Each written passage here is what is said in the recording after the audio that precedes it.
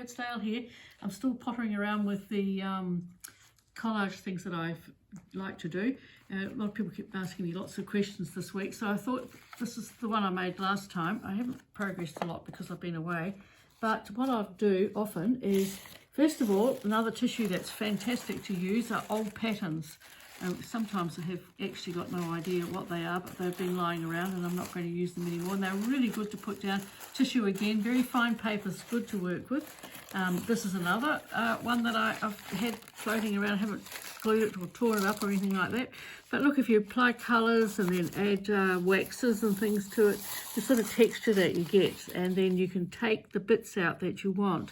I know everybody does collage in a different way, but it's like this building up of system. So here's the paper napkin. This is one that I've collected. It's a lemon. And when I showed you last time, the seascape, a friend and I used to spend a lot of time at the beach, riverside, watching our kids sailing. So it's sort of a deck chair for each of us. And to make my deck chair and umbrella, of course, I drew them and had the shapes all ready. And then I got all the little bits and pieces of, tore up little bits of the paper napkin and glued them to the background like I did last time. And the background I use is just any heavy paper, cheap drawing paper that you might pick up, buy pads of it. You can stitch on it and so on. And you can see how I've torn up all the little bits and with the matte medium pasted them all to the background.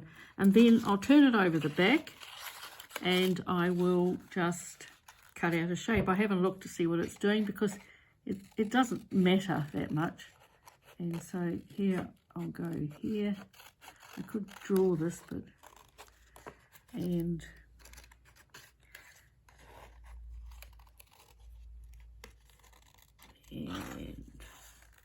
down through there. This is just a rough little one, so just to show you what I've done. And then turn it over and I've got the outline for my, sea shade. And then with my machine, I just stitch down the line. So to do that, you can free do it or just take your pen and draw the shapes to help you get going. So it becomes, so it doesn't matter which part, but if you do it on the back, then you're not having to make a conscious decision about, oh, will I put it here, will I put it there? Just do things from the back, and it becomes it's just the effect that you want. So there it is in actual fact. That one's back to front if you look at it. So I really had it like this, which is better. So that's just what I've done. And then another one I might do, I can't put that there, and another bit of paper is to do drawings. This is tissue text again, just doing painting with metallic paint through a stencil, and you've got little bits that you can take off from that. And then if you've collected papers all over the place, this is a fine paper. I was doing something with cups, and here come my cups. And I may have put some of those on the background, these little paper cups and so on. Or with tissue text, it's also fabulous to colour in all sorts of ways.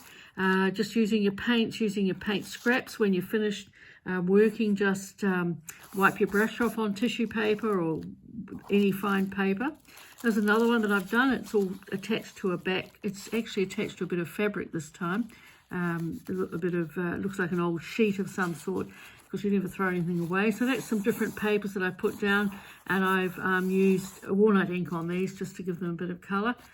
And this is another one of that sort of ilk, and I've rubbed Sinalia pastels, wax pastels all over, the wonderful texture. Here's another one that I've done with pink paints and things, and sprayed with the Starburst sprays, because you can see the mica that's in them. Another one that's all ready, I can tear it up and add it. And just to show you here where I've used them, I've torn up the shapes and put them down for flowers, and then stitched on them. And that's all that is. It's that's been torn up and put onto a piece of drawing paper of some sort. I took a different one this time, stitched it down. This is some of these that have been just torn up, cut out of shape from the back, and stitch to the background. So it's two sorts of collage that I'm doing. One is a background collage, and then the other is to make the dimensional things on the top. And again, finally, there's another little one that I've used stamps. My stamps all over the place and coloured it. So you've got little bits that you can pull up. Here's another one that I've used, put bits down onto the background and used a chalk paint over the top. Just whatever is lying around, use it. And then you've got this big stash that you can put together and use however you like. So yeah, I hope that you found that a little bit useful. I'll see you again another time.